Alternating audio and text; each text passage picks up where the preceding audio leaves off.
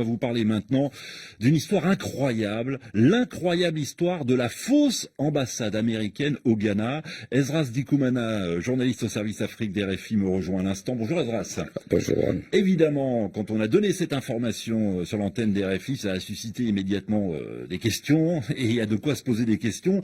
On a du mal à comprendre, Esdras Dikoumana, comment la véritable ambassade des États-Unis au Ghana ne se soit aperçue de rien pendant toutes ces années. Pendant 10 ans, donc, des Ghanéens ont pu entrer aux États-Unis grâce au visa délivré par cette fausse ambassade. Comment est-ce possible? Tout simplement parce qu'ils ont bénéficié de vrais authentiques visas, vraiment de vrais visas américains, comme l'explique d'ailleurs le département d'État des États-Unis qui a révélé toute cette histoire. En fait, il ne s'agit pas que de Ghanéens seulement. Il faut savoir qu'ils avaient des clients en provenance de la Côte d'Ivoire, du Togo, des clients qui ont bénéficié de ces services pendant donc toutes ces années-là. Et preuve que les concepteurs de cette escroquerie étaient vraiment bien organisés. Ils avaient mis ensemble un système d'accueil avec chambre d'hôtel et voiture à disposition de ces clients qui provenaient des pays voisins. Autre précision, cette fausse ambassade américaine ne faisait pas que dans les passeports uniquement. Ils ont délivré également des documents dont on peut avoir besoin pour vivre aux États-Unis, permis de conduire, des diplômes d'université américaine, tout ce qu'il y a d'authentique, et tout ça bien sûr contre de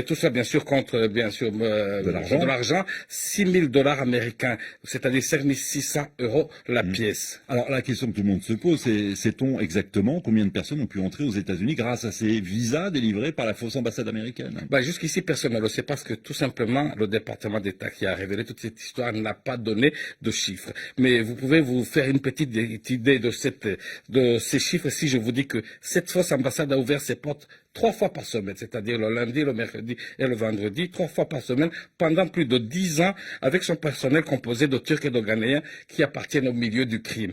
Et donc, oui, parce que ce qu'il faut dire, tout ça a été géré, cette fausse ambassade a été gérée par le réseau criminel, par une mafia de Turcs et de Ghanéens, avec des avocats qui étaient d'ailleurs spécialisés sur les questions d'immigration pour pouvoir délivrer des visas. Ah oui, et pas seulement que ça, parce que le département de l'État annonce également qu'ils ont bénéficié de complicité au sein de fonctionnaires américains, de l'immigration américaine. Donc c'est ce qui peut expliquer pourquoi leurs clients avaient de vrais visas qui leur ont permis de voyager aux États-Unis sans aucun problème. Alors comment cette ambassade a-t-elle pu fonctionner au nez et à la barbe des autorités américaines pendant 10 ans? D'autant que cette fausse ambassade avait pignon sur rue. Il y avait même le drapeau américain sur la façade des draps.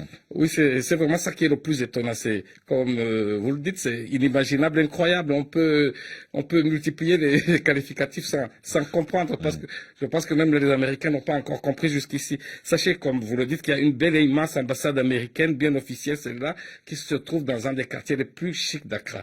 Et il y avait à côté cette autre ambassade dans un quartier populaire, une maison à un étage, une maison rose, un peu délabrée, et il y avait aussi un drapeau américain bien planté, bien visible, qui flottait dans l'air, dans les bureaux, la photo du président Obama. Et donc tout ça a fonctionné sans anicroche pendant plus de 10 ans.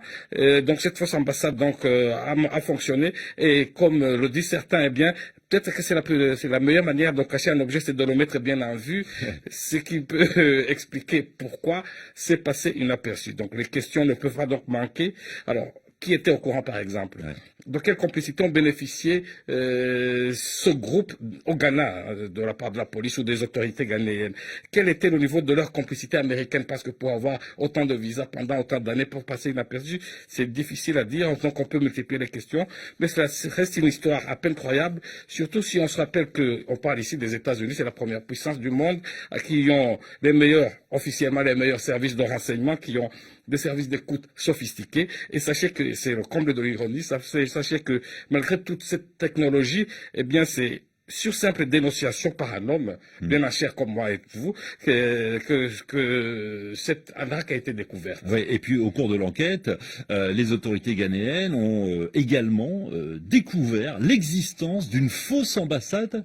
Exactement. Des Pays-Bas. Des Pays-Bas, exactement. Alors, et ce n'est pas seulement ça, ils ont découvert des passeports et des visas de 10 pays, notamment l'Inde, l'Afrique du Sud, etc. C'est incroyable.